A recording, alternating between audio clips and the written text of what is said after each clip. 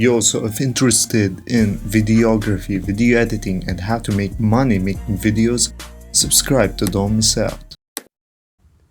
Hey everyone, so today I'm going to show you how to remove your background in Photoshop.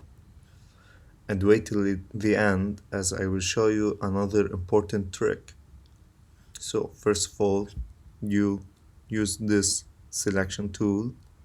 It's named Quick Selection Tool. You can zoom in, of course. Select the part that you want. Okay.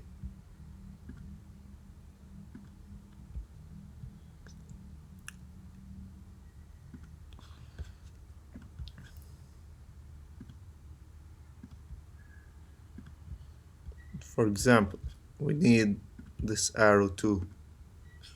Alright. We press on layer,